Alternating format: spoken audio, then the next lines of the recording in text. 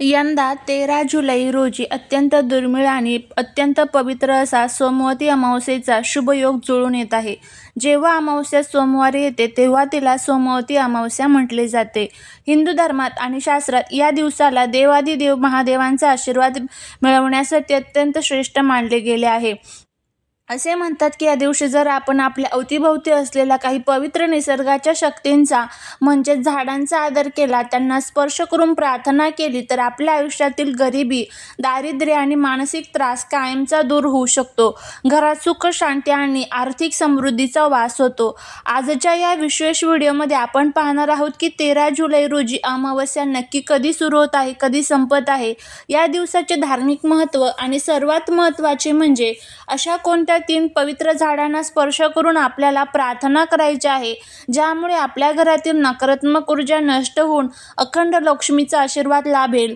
या उपायांचे वैज्ञानिक आणि आध्यात्मिक फायदे काय आहेत हे देखील आपण सविस्तर जाणून घेणार आहोत. व्हिडिओ खूप माहितीपूर्ण होणार आहे, त्यामुळे कुठेही स्किप न करता शेवटपर्यंत नक्की पहा. जर या चॅनलवरती नवीन असाल तर चॅनलला सबस्क्राईब करून कमेंटमध्ये ओम नमः शिवाय लिहायला अजिबात विसरू नका. सर्वात आधी आपण जाणून घेऊया की या सोमवती अमावस्येची तिथी नक्की कधी सुरू होत आहे आणि कधी संपत आहे. कारण कोणतीही पूजा किंवा उपाय हा योग्य मुहूर्तावर केला तरच त्याचे पूर्ण फळ मिळेल. अमावस्या तिथीचा प्रारंभ हा 13 जुलै रोजी सायंकाळी 6:49 होत आहे आणि समाप्ती जी आहे तर ती 14 जुलै रोजी दुपारी 3:12 होत आहे. 13 जुलै रोजी संध्याकाळी अमावस्या तिथी सुरू होत असल्याने आणि 14 जुलै रोजी सूर्योदयाच्या वेळी उदया तिथी उपलब्ध असल्याने उपवास, स्नान आणि दानधर्म हे सुद्धा या अमावस्येच्या वेळेमध्ये केले जातात. 13 जुलैला जी अमावस्या आहे, जी सोमवारी आलेली आहे, त्याला सोमवती अमावस्या म्हणतात आणि 14 जुलैला देखील अमावस्या असणार आहे, जी मंगळवारी आलेली आहे, त्यामुळे त्याला भौमवती अमावस्या असं म्हटलं जातं. तर बघा, 13 जुलै रोजी सकाळी सूर्योदयापासून ते संध्याकाळी सूर्यास्तापर्यंतचा काळ हा दानधर्म, नामस्मरण आणि पवित्र वृक्षांची पूजा करण्यासाठी अत्यंत उत्तम मानला गेलेला आहे. या दिवशी सकाळी लवकर उठून स्नान करावे आणि त्यानंतरच हा उपाय जो आहे तर तो करायचा आहे. सोमवती अमावस्येला एवढे महत्त्व काय दिले गेले आहे? सोमवार हा दिवस देवादिदेव महादेव म्हणजेच शिवशंकरांचा दिवस मानला जातो आणि अमावस्या ही पूर्वजांची म्हणजेच पितरांची तिथी मानली जाते. जेव्हा सोमवार आणि अमावस्या एकत्र येतात तेव्हा शिवकृपा आणि पितृकृपा एकाच वेळी प्राप्त करण्याचा महायोग निर्माण होतो. महाभारतात देखील सोमवती अमावस्येचा उल्लेख आढळतो. भीष्म पितामहांनी युधिष्ठिराला याच दिवसाचे महत्त्व सांगताना म्हटले होते की जो मनुष्य या दिवशी पवित्र नद्यांमध्ये स्नान करतो, दान करतो आणि निसर्गाची पूजा करतो त्याच्या घरात कधीही पैशांची आणि अन्नाची कमतरता भासत नाही. या दिवशी विवाहित महिला आणि आपल्या पतीच्या दीर्घायुष्यासाठी आणि घरातील सुख समृद्धीसाठी वटवृक्षाची आणि तुळशीची पूजा करतात. जर तुमच्या कुंडलीत पितृदोष असेल, मानसिक तणाव असेल किंवा घरात पैसा टिकत नसेल तर सोमवती अमावस्यासारखा दुसरा कोणताही मोठा आणि शुभ दिवस नाहीये. आता आपण आपल्या व्हिडिओच्या सर्वात महत्त्वाच्या भागाकडे वळत आहोत. आपल्या सनातन संस्कृतीमध्ये निसर्गाला देवांचा दर्जा दिलेला आहे. काही ठिकाणी विशिष्ट वृक्षांचे मध्ये दैवी ऊर्जा आणि सकारात्मक लहरींचे प्रमाण खूप जास्त असते. सोमवती अमावस्येच्या दिवशी या 3 झाडांना शांत मनाने श्रद्धेने स्पर्श करून प्रार्थना केल्यास घरातील आर्थिक नड दूर होते. चला जाणून घेऊया त्या 3 झाडांबद्दल. पहिलं आणि सर्वात महत्त्वाचं झाड म्हणजेच बेलपत्राचे झाड, ज्याला आपण बिल्व वृक्ष असे देखील म्हणतो. तर बघा, शास्त्रानुसार बेलवृक्षाच्या मुळामध्ये भगवान विष्णू, मध्य भागात माता लक्ष्मी आणि अग्रभागात महादेव शिवशंकरांचा वास असतो. कसा उपाय करावा? तर 13 जुलै रोजी सोमवती अमावस्येच्या दिवशी स्वच्छ कपडे परिधान करून एका तांब्यामध्ये शुद्ध पाणी घ्या. त्या पाण्यात थोडे गंगाजल आणि थोडे कच्चे दूध टाका. हे जल बेलवृक्षाच्या मुळाशी अर्पण करा. त्यानंतर दोन्ही हात जोडून बेलवृक्षाच्या झाडाला स्पर्श करा आणि मनातल्या मनात म्हणा, हे महादेवा, हे माता लक्ष्मी, माझ्या घरातील दारिद्र्य दूर करा, मला सद्बुद्धी आणि समृद्धी द्या. या झाडाला स्पर्श केल्याने अज्ञातातून येणारी नकारात्मक ऊर्जा नष्ट होते आणि घरात धन आगमनाचे मार्ग मोकळे होतात. त्याचबरोबर तिथे तुम्हाला एक तुपाचा दिवा सुद्धा आवर्जून अर्पण करायचा आहे. असा हा पहिला उपाय जो आहे तर तो आपल्याला बेलपत्राच्या झाडाजवळ करायचा आहे. आता जर तुमच्या आजूबाजूला कुठेच बेलपत्राचं झाड नसेल, मग त्याऐवजी तुम्ही ह्या दुसऱ्या झाडाला देखील देखील स्पर्श करू शकता.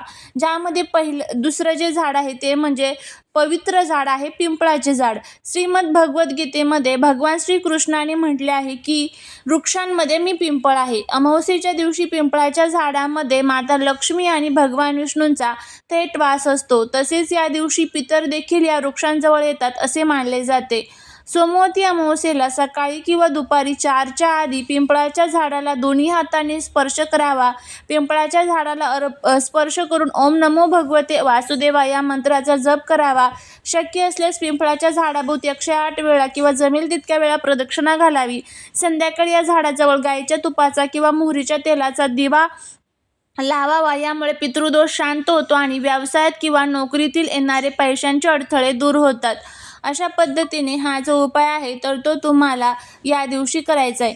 आता जर तुमच्या आजूबाजूला कुठेच बेलवृक्षाचं झाड नसेल किंवा पिंपळाचंही झाड नसेल तर मग त्याऐवजी तुम्ही या तिसऱ्या झाडाजवळ जाऊ शकता. मग ज्यामध्ये तुमच्याकडे शमीचं झाड असेल तर शमीच्या झाडापाशी हा उपाय करा. शमीचं झाड नसेल तर औदुंबर म्हणजेच ज्याला आपण उंबर वृक्ष म्हणतो तर त्या ठिकाणी तुम्हाला हा उपाय करायचा आहे. तिसरं झाड तुम्ही तुमच्या सोयीनुसार निवडू शकता. शमीचं झाड घ्या किंवा मग औदुंबराचं झाड घ्या. औदुंबर वृक्षाला साक्षात भगवान दत्तात्रयांचे रूप मानले जाते. तर शमी वृक्ष हा माता लक्ष्मीला आकर्षित करणारा आणि शनिदेवांचा प्रादुर्भाव कमी करणारा मानला जातो. या दोन्हींपैकी जे झाड उपलब्ध असेल त्या झाडाच्या मुळाशी जाऊन थोडा वेळ शांत बसावे. झाडाच्या खोडाला स्पर्श करून आपल्या मनातील इच्छा, आर्थिक अडचणी देवांसमोर मांडाव्यात. औदुंबर वृक्षाला स्पर्श केल्याने घरातील ऐश्वर्य वाढते आणि अन्नाची कधीही कमतरता भासत नाही. अशा पद्धतीने आपल्याला हा जो उपाय आहे तर तो करायचा आहे. हा उपाय केल्याने काय फायदा होतो असा प्रश्न तुमच्या मनात येईल. केवळ झाडांना स्पर्श केल्याने किंवा पूजा केल्याने काय फायदा होतो तर बघा, वैज्ञानिकदृष्ट्या पिंपळ आणि बेलवृक्ष हे भरपूर प्रमाणात ऑक्सिजन आणि सकारात्मक ऊर्जा हवेत सोडतात. जेव्हा आपण या झाडांच्या सानिध्यात जातो तेव्हा आपली मानसिक स्थिती सुधारते, चिडचिड कमी होते. आध्यात्मिकदृष्ट्या माता लक्ष्मीची कृपा झाल्यामुळे विनाकारण होणाऱ्या पैशांचं अपव्यय म्हणजेच आजारपण, कोर्ट कचेरी थांबते आणि घरात पैसा टिकू लागतो. जर तुमचे एखादे काम पैशाअभावी बऱ्याच दिवसापासून रेंगाळलेले असेल तर ते या उपायामुळे त्याला गती मिळते. असा हा उपाय जो आहे तर तो तुम्हाला करायचा आहे. खूप छान, खूप साधा आणि सोपा असा हा उपाय आहे. 3 झाडं सांगितलेले आहेत. जे कोणतं झाड तुमच्या आजूबाजूला असेल, मग ते बेलपत्राचं असेल, शमीचं असेल, औदुंबराचं असेल किंवा पिंपळाचं असेल तर त्यापैकी कोणत्या एका झाडाजवळ जा आणि तिथे तुम्हाला हा उपाय जो आहे तर तो करायचा आहे. महादेवांची अखंड कृपा ही आपल्यावरती होत असते. याबरोबरच घरामध्ये आपल्याला पितृदोष निवारणासाठी सुद्धा काही प्रभावी असे उपाय करायचे आहे. त्यामध्ये या दिवशी जर शक्य झालं तर घरामध्ये तुम्हाला शिवलीलामृतचा 11वा अध्याय हा आवर्जून वाचायचा आहे. त्याचबरोबर महादेवांच्या शिवलिंगावरती गाईचं कच्चं दूध अर्पण करायचं आहे.